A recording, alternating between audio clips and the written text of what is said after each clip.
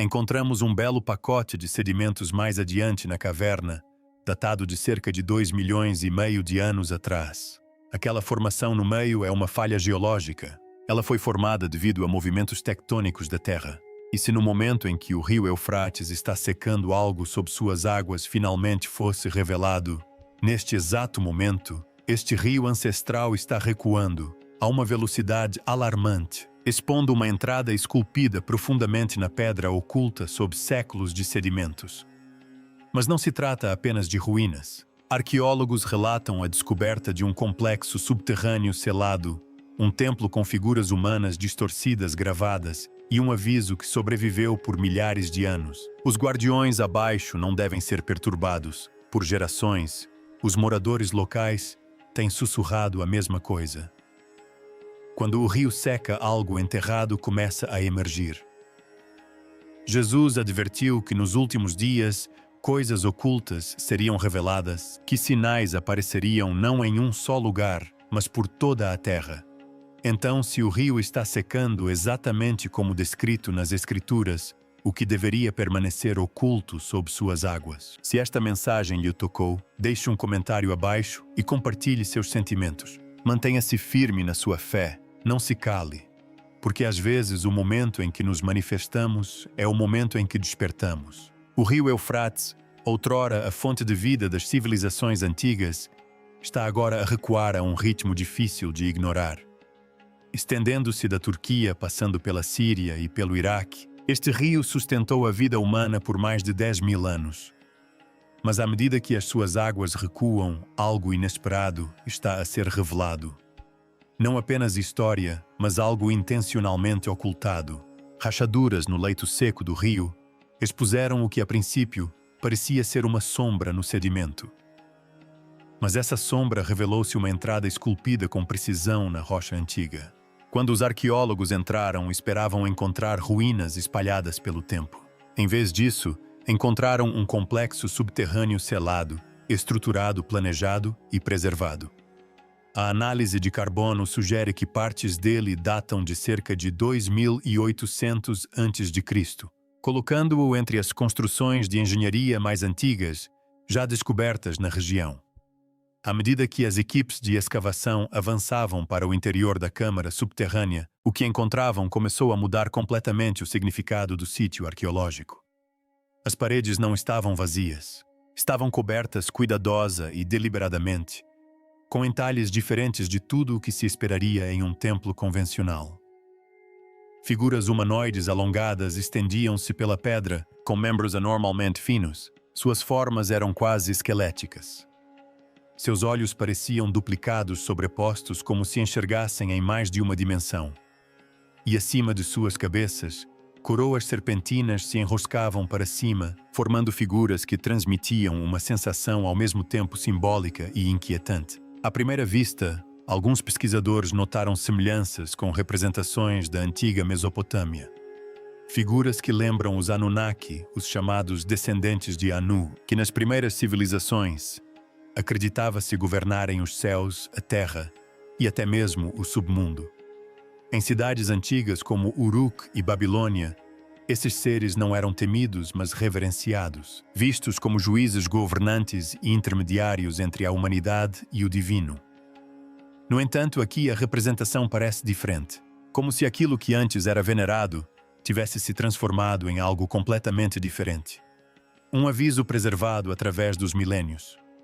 Quando o rio recua, o olho do que estava enterrado se abre. Os moradores locais repetem palavras semelhantes há gerações, recusando-se a se aproximar do local exposto. Alguns afirmam que o templo nunca deveria ter sido descoberto. Para eles, este nunca foi apenas um local esquecido. Era um lugar a ser evitado. Agora, com as esculturas totalmente expostas, os pesquisadores começam a fazer uma pergunta que muda tudo. Este era um templo construído para adoração, ou uma estrutura erguida para conter algo. Na Bíblia, nem tudo que está oculto deve permanecer oculto para sempre. Há momentos em que o que está reprimido é libertado não aleatoriamente, mas em um tempo determinado. Esse padrão reaparece em histórias como a da prisão de forças espirituais, ou mesmo na narrativa do dilúvio, onde o que antes estava contido sob a terra foi repentinamente libertado. Ao retornarem à escavação sob o rio Eufrates, quando as equipes de escavação finalmente romperam a última camada de pedra compactada e entraram no que parecia ser a câmara mais interna do templo, esperavam encontrar um santuário, talvez um altar desmoronado ou uma plataforma cerimonial. O que estava diante deles, no entanto, parecia calculado em vez de devocional. A câmara mais interna era esculpida em uma densa pedra basáltica negra não nativa da região. Análises geológicas sugerem que ele pode ter sido transportado de uma fonte vulcânica distante, um esforço que teria exigido uma coordenação muito além do que normalmente se supõe das primeiras civilizações. As paredes eram anormalmente lisas, polidas até uma superfície reflexiva que lembrava obsidiana, porém mais frias ao toque. Mesmo após horas no subsolo, o ar permanecia estável, mais fresco que o calor do deserto acima, como se a câmara tivesse sido projetada para preservar algo. No centro, erguia-se um altar geométrico, preciso em seus ângulos, ladeado por 2 pilares verticais com incrustações metálicas. Quando ímãs foram colocados perto dessas linhas, reações sutis ocorreram, sugerindo a presença de materiais condutores ocultos na própria pedra. Mas o detalhe mais impressionante surgiu por meio de medições. As proporções da câmara alinham-se quase perfeitamente com o ciclo de precessão axial da Terra de aproximadamente 26 mil anos. Isso não é simetria simbólica, é precisão astronômica. Toda a estrutura parece calibrada de acordo com o movimento dos céus. No Salmo 19:1 está escrito: "Os céus declaram a glória de Deus. O firmamento proclama a obra das suas mãos." Desde a história da criação em Gênesis, onde Deus estabelece o sol, a lua e as estrelas como sinais e estações, até os movimentos das constelações mencionados no livro de Jó, a Bíblia apresenta consistentemente o universo como um reflexo da ordem divina. Em um canto da câmara, sulcos rasos esculpidos na pedra formavam uma rede precisa que direcionava o líquido para um ralo central. Não se tratava de erosão aleatória, mas sim de um projeto intencional. Ao analisar as amostras, foi detectado um alto teor de ferro compatível com o sangue. Mas o que mais intrigou os pesquisadores não foi apenas o conteúdo, e sim o padrão. A disposição sugeria repetição, estrutura e controle. Na parede norte, as esculturas aprofundam o mistério. Fileiras de figuras ajoelhadas encaram uma entidade com chifres que emerge do chão como se viesse debaixo da própria terra. Acima delas, um diagrama celeste circular exibe 1 ou 2 estrelas pontiagudas, ao contrário dos símbolos mesopotâmicos conhecidos. Nas escrituras, o número 12 representa a ordem divina. As 12 tribos de Israel, os 12 apóstolos. Mas aqui essa ordem aparece imitada ou distorcida, e esse contraste importa, porque a Bíblia traça uma linha clara entre a verdadeira adoração e a adoração corrompida. Adoração.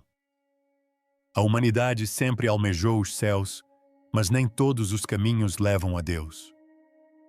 Em Gênesis 4:10, Deus diz a Caim: "A voz do sangue do teu irmão clama a mim desde a terra." Isso revela algo mais profundo. O sangue inocente jamais é esquecido. A própria terra se torna testemunha. O que é feito em segredo não se apaga.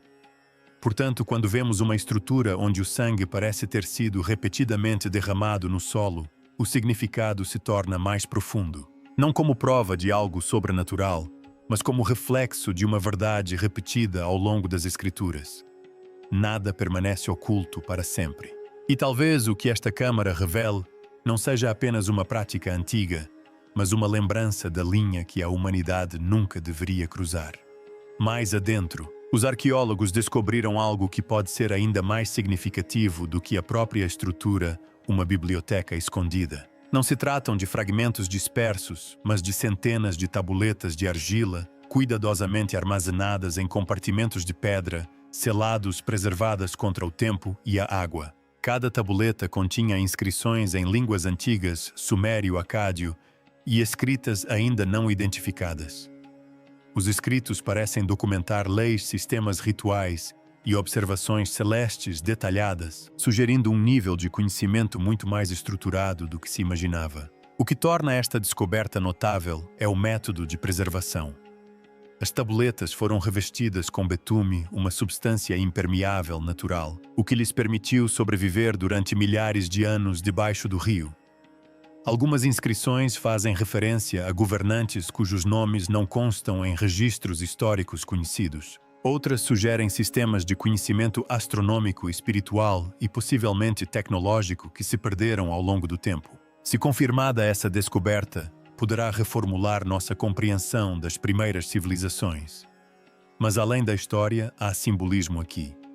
Uma biblioteca enterrada sob um rio selada, protegida e oculta até que as águas baixem. Isso reflete uma ideia mais profunda de que a verdade não é destruída, apenas ocultada até o momento certo. No livro de Daniel 12:4 está escrito: "Mas tu, Daniel, encerra estas palavras e sela o livro até o tempo do fim. Muitos correrão de um lado para o outro, e o conhecimento se multiplicará."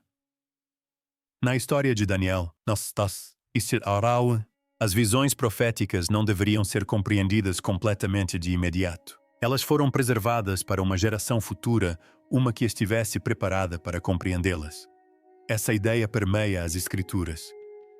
Há momentos em que a verdade é revelada, não porque surge repentinamente, mas porque chegou a hora.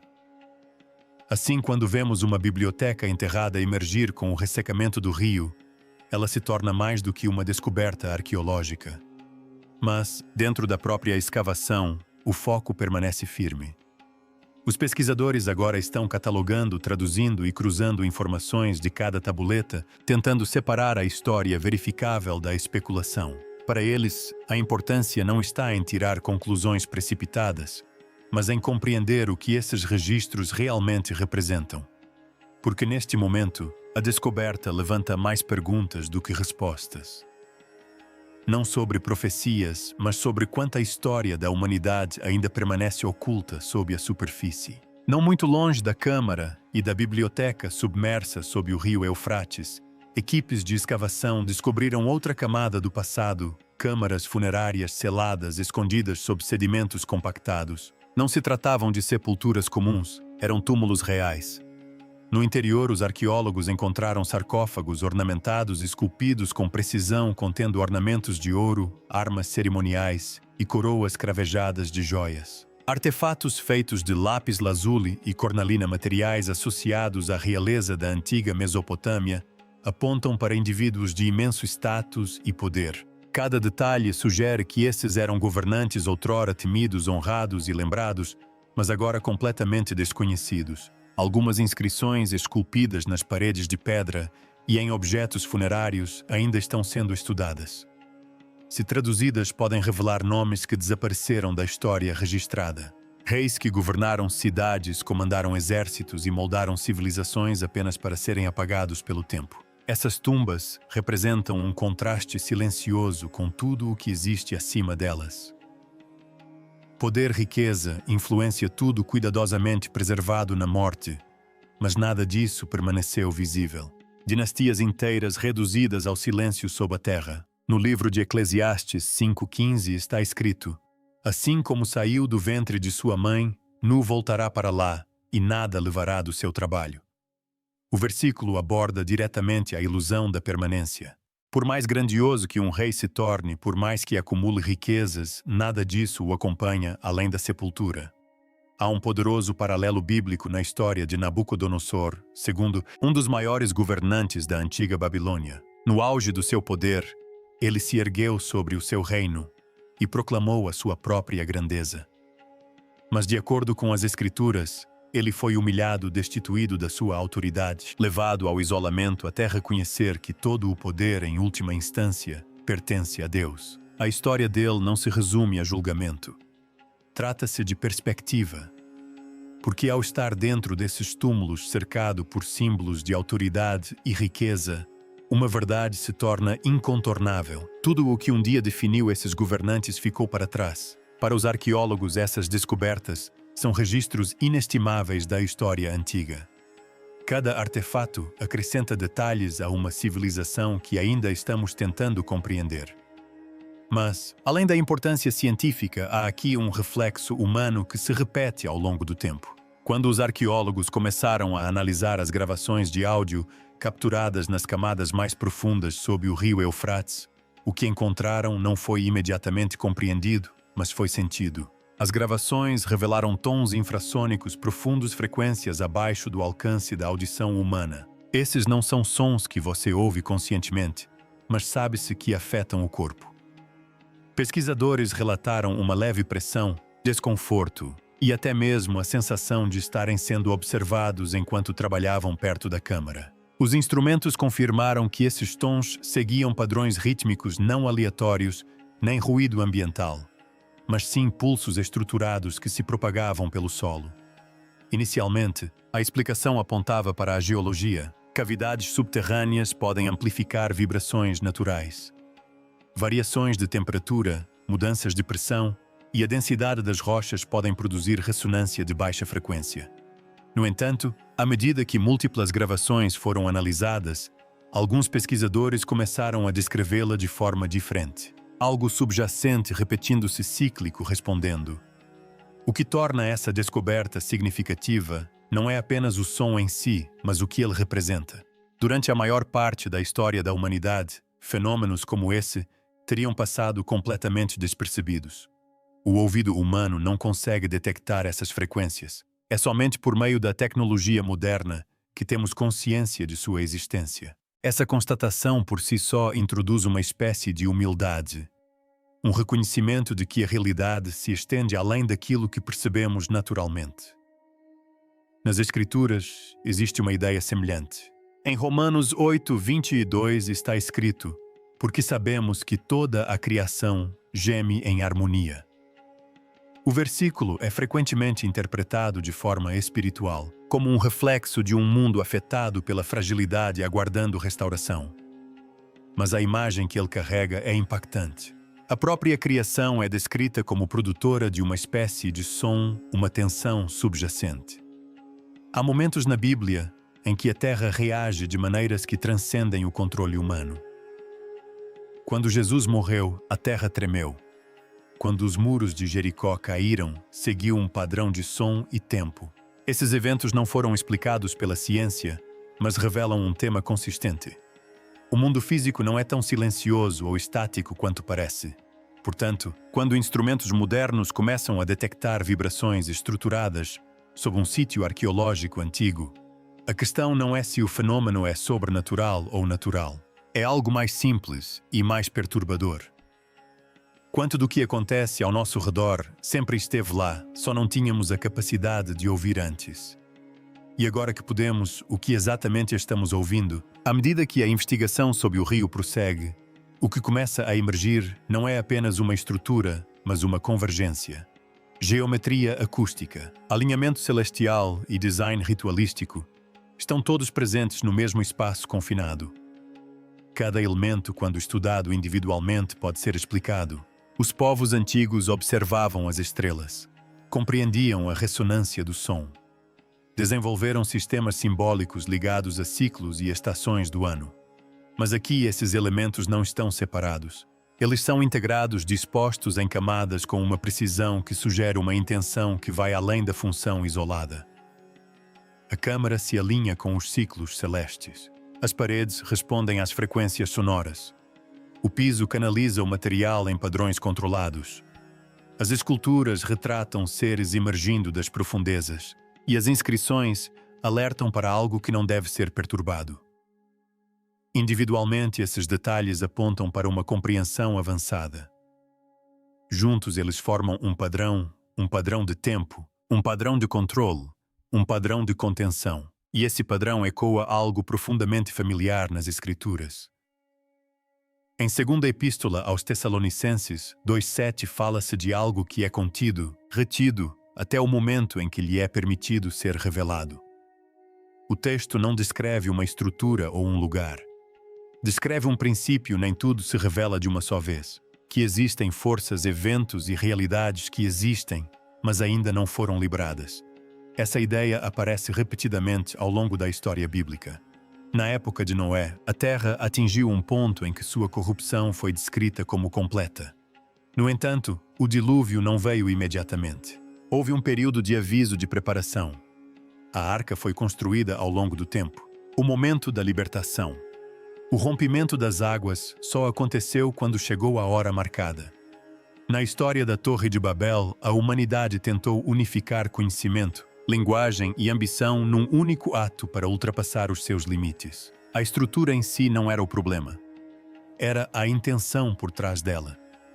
E em resposta a esse sistema unificado, foi restringido, disperso e interrompido.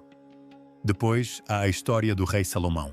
Segundo as Escrituras, Salomão recebeu sabedoria que transcendia a de qualquer outro governante. Ele construiu o templo em Jerusalém com medidas, proporções e materiais precisos, refletindo instruções divinas. No entanto, tradições e interpretações posteriores sugerem que o próprio conhecimento acarreta responsabilidade. Compreender a estrutura do mundo, sua ordem e seus padrões, não leva automaticamente ao alinhamento com Deus. Isso também pode levar ao uso indevido. Essa tensão permeia toda a narrativa bíblica. A humanidade recebe a capacidade de observar os céus. Em Gênesis, as estrelas são descritas como sinais e indicadores das estações do ano. No livro de Jó, as constelações são nomeadas e descritas como parte da criação de Deus. Os céus devem ser compreendidos, mas não controlados.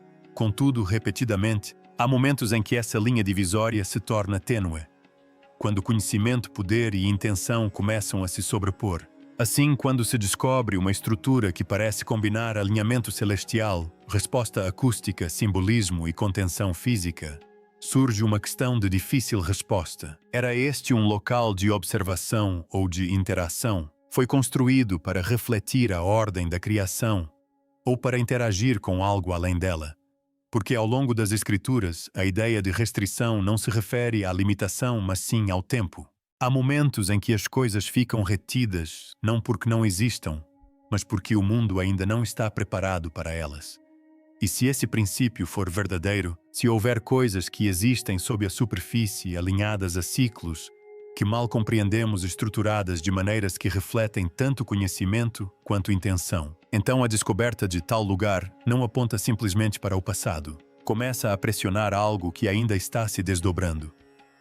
O que está se desenrolando sob o rio Eufrates não é mais um momento isolado. Em todo o mundo, padrões semelhantes estão começando a aparecer. Com o agravamento da seca, o recuo dos rios e a queda dos níveis de água, estruturas antigas estão sendo expostas em locais antes considerados totalmente conhecidos. Na Índia, complexos de templos submersos emergiram ao longo das margens de rios que secaram.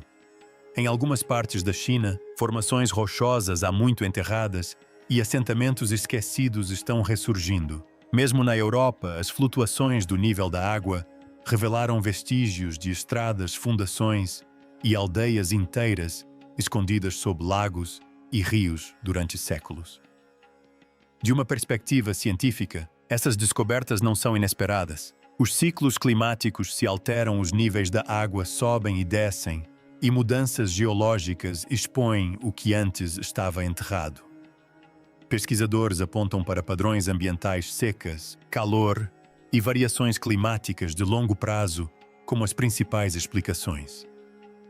Cada evento, quando analisado individualmente, se encaixa no conhecimento estabelecido. Mas o que chama a atenção não são apenas os eventos em si, mas sim o momento em que ocorreram e a sua convergência. Múltiplas regiões, múltiplas descobertas, tudo dentro de um período de tempo relativamente curto. Essa ideia de que o que estava oculto começa a ressurgir em ciclos não é estranha às Escrituras. No livro de Eclesiastes, 1:9 está escrito: "O que foi isso tornará a ser, e o que se fez isso se tornará a fazer. Nada há de novo debaixo do sol."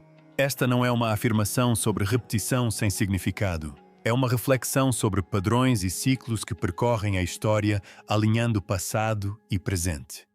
O que existiu não desaparece completamente. Há um padrão semelhante na história do Êxodo. Por gerações, o povo de Israel viveu no Egito, sua identidade moldada pelo tempo, pelas dificuldades e pelo silêncio. Sua história parecia enterrada em uma terra estrangeira.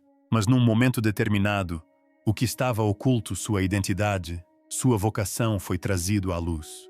O próprio Mar Vermelho, uma barreira de água, se abriu não apenas como um milagre, mas como uma revelação. Um caminho surgiu onde antes não havia nenhum. A água nas Escrituras, muitas vezes oculta até revelar. Na história de Moisés, sua vida começa escondida no rio oculto entre os juncos, mas no momento certo, ele é revelado erguido e se torna aquele que conduz outros através das águas rumo à liberdade. O padrão se repete: ocultação, preservação e, por fim, revelação. No primeiro livro de Samuel 3:1 está escrito: a palavra do Senhor era rara naqueles dias. Não havia visões frequentes. Há épocas em que a verdade parece distante, enterrada e inacessível. Mas essas épocas não duram para sempre. Então, há momentos em que o que estava em silêncio começa a falar novamente. Ao profeta Ezequiel foi mostrado um vale de ossos secos, espalhados sem vida, esquecidos. Contudo, naquela visão, os ossos se juntaram, a carne retornou e o fôlego os preencheu. O que parecia perdido não havia desaparecido. Estava à espera. Essas histórias não são sobre arqueologia. São questões de tempo. Então, quando estruturas emergem debaixo de rios em diferentes partes do mundo, a pergunta não é simplesmente o que são, mas por que agora? Porque a história nem sempre avança em linha reta. Às vezes ela retrocede. Às vezes ela revela o que foi deixado para trás. E por vezes traz o passado para o presente, de maneiras que não são imediatamente compreendidas. O rio Eufrates não é apenas um rio geográfico. É um rio intrinsecamente ligado à memória mais remota da humanidade. No livro de Gênesis 2:14 é mencionado como um dos 4 rios que fluem do Éden. Um lugar não apenas de origem, mas de ordem, onde a humanidade caminhou pela primeira vez em harmonia com Deus. Nesse contexto, os rios não eram barreiras, mas sim vida, direção e estrutura, dividindo a terra e sustentando-a.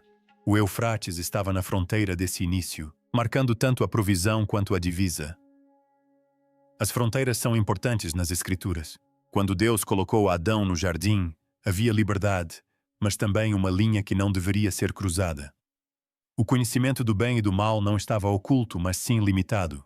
E quando essa fronteira foi rompida, a consequência não foi a destruição imediata, mas a separação, um processo gradual que mudou o curso da história da humanidade.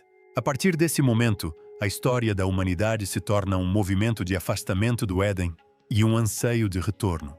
O Eufrates reaparece não em um lugar de inocência, mas em um mundo moldado por reinos, impérios e poder. Ele se torna uma linha divisória entre nações, uma fronteira estratégica em guerras, um lugar onde civilizações ascendem e caem. No livro de Josué, 1:4 é descrito como parte da terra prometida a Israel, estendendo-se do deserto e deste Líbano até o grande rio, o rio Eufrates. Aqui, o rio representa expansão, herança e o desdobramento de uma aliança. Mas a história mostra que o que é dado também pode ser perdido. Os impérios que outrora floresceram ao longo do Eufrates, a Síria e Babilônia, ascenderam ao poder e depois desapareceram. No livro de Isaías 13, a Babilônia é descrita em sua glória, mas também em sua queda. A mesma terra que detinha riqueza, influência e controle, tornou-se um lugar de silêncio. O rio permaneceu, mas tudo ao seu redor mudou. No livro de Apocalipse 16:12, o Eufrates aparece novamente, mas desta vez em um contexto muito diferente. Deixa de ser uma fonte de vida ou uma fronteira entre reinos. Torna-se algo removido, suas águas secam, preparando o caminho para o que virá a seguir. A imagem não é detalhada, mas é intencional. Um rio que antes marcava o início, agora está envolvido em uma transição. Há outros momentos nas Escrituras em que lugares físicos carregam esse tipo de duplo significado. O Rio Jordão, por exemplo, não é apenas água, é um ponto de travessia. Quando Josué conduz o povo através dele, isso marca o fim da peregrinação e o início do assentamento. Quando Jesus é batizado ali, isso marca o início do seu ministério. O mesmo local, momentos diferentes, cada um carregando um significado que vai além da superfície. Assim, quando o Eufrates começa a mudar, quando suas águas recuam e seu leito fica exposto, ele naturalmente atrai a atenção, não apenas pelo que está sendo revelado, mas pelo que o rio representa. Um lugar ligado à origem, um lugar ligado ao império, um lugar ligado à transição. Isso não significa que todo evento físico cumpra uma profecia específica. As Escrituras não exigem esse nível de certeza, mas mostram que certos lugares, certos padrões e certos momentos carregam significados complexos ao longo do tempo. E quando essas camadas começam a se sobrepor, quando um rio associado a começos e fins começa a mudar de forma visível, surge um tipo diferente de questionamento. Não apenas sobre o que está acontecendo com o rio, mas sobre onde esse momento se encaixa em uma história muito maior. Neste momento, nenhuma evidência confirmada aponta para algo sobrenatural sendo liberado ou contido sob o rio Eufrates. As explicações científicas permanecem fundamentadas e consistentes. Mudanças geológicas secas, provocadas pelo clima e exposição natural de estruturas enterradas. Cada elemento, considerado individualmente, pode ser compreendido. No entanto, quando vistos em conjunto à estrutura, o momento, o simbolismo, algo começa a parecer menos uma coincidência e mais uma convergência. Não uma prova, mas um padrão. E ao longo das Escrituras, o padrão é frequentemente o ponto de partida para o significado. No livro de Habacuque 2:3 está escrito: porque a visão ainda está para se cumprir no tempo determinado. Ainda que demore, espera, porque certamente virá. Isso demonstra que os eventos não acontecem por acaso, mas se desenrolam no momento certo, nem cedo nem tarde. Há um momento semelhante na vida de José. Vendido para o Egito, esquecido na prisão, sua história parecia enterrada oculta sob anos de silêncio. Mas no exato momento em que a interpretação era necessária, quando Faraó sonhou, José foi trazido à presença dele. O que estava oculto não estava perdido, apenas aguardava o momento certo para ser revelado. O mesmo padrão aparece na história do rei Ezequias. Diante de uma ameaça avassaladora, o próprio tempo pareceu mudar a sombra no relógio de sol retrocedeu, não para perturbar a ordem, mas para confirmar que o tempo nas Escrituras não é apenas medido, mas também dirigido. Até mesmo a vida de João Batista segue esse ritmo. Ele viveu na obscuridade, no deserto desconhecido da maioria até o momento em que sua voz foi necessária. Então, de repente, o que estava oculto veio à tona, preparando o terreno para o que viria a seguir. Essas histórias não descrevem arqueologia, mas sim o momento certo, aqueles instantes em que algo há muito invisível se torna visível, não porque surgiu de repente, mas porque o momento chegou. Portanto, quando estruturas emergem, quando padrões se alinham, quando descobertas vêm à tona, em diferentes regiões e disciplinas. A questão não precisa se voltar para a especulação. Podemos permanecer aqui sem questionar o que está sendo revelado. Mas sim se estamos vivenciando um momento em que algo há muito enterrado está simplesmente sendo trazido à luz. Há um padrão consistente que percorre silenciosamente as Escrituras, não por meio de ruído, mas por meio da revelação. Não através do caos repentino, mas sim através de momentos em que o que estava oculto se torna visível no momento certo. No Evangelho de Lucas 8:17 está escrito: pois nada há de oculto que não venha a ser revelado, e nada escondido que não venha a ser conhecido e trazido à luz. Isto não é um aviso para incitar o medo, mas um princípio da verdade. O que está enterrado não permanece enterrado para sempre. O próprio Jesus falou em padrões. No Evangelho de Mateus 24:33 ele disse: quando virdes todas estas coisas, sabei que está perto às portas. Não um sinal isolado, não um evento isolado, mas uma convergência. Essa ideia aparece muito antes do Novo Testamento. No livro de Esther, toda uma história se desenrola nos bastidores. Deus nunca é mencionado diretamente, mas todos os eventos se encaixam perfeitamente o momento, a posição, a decisão, até que o que estava oculto se torna claro. Uma ameaça surge silenciosamente e da mesma forma silenciosa é exposta, não pela força, mas pelo momento certo. Há também a história de Davi. Antes de se tornar rei, ele era invisível, pastoreando nos campos, ignorado até mesmo por sua própria família. Contudo, Quando chegou a hora, ele foi chamado. O que estava oculto não foi esquecido. Foi preservado.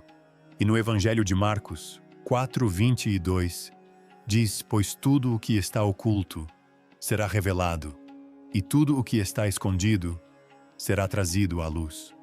Novamente, não é aleatoriedade, mas sim intencional. Portanto, quando observamos o que está acontecendo, as estruturas que emergem, os padrões que se alinham, as perguntas que surgem, a Bíblia não exige uma conclusão. Ela nos convida à reflexão, porque a história, segundo as Escrituras, não se desenrola em eventos isolados. Ela se move em padrões que se repetem, revelam e apontam para o futuro simultaneamente. Portanto, a pergunta permanece: se essa estrutura nunca foi feita para ser encontrada, por que está sendo revelada agora? Se o Eufrates conecta o começo e o fim onde nos encontramos nessa história, e se a história realmente se move em ciclos, estamos testemunhando uma descoberta ou um momento decisivo. Se você assistiu até o final, obrigado. E se algo nesta mensagem ficou na sua cabeça, não ignore.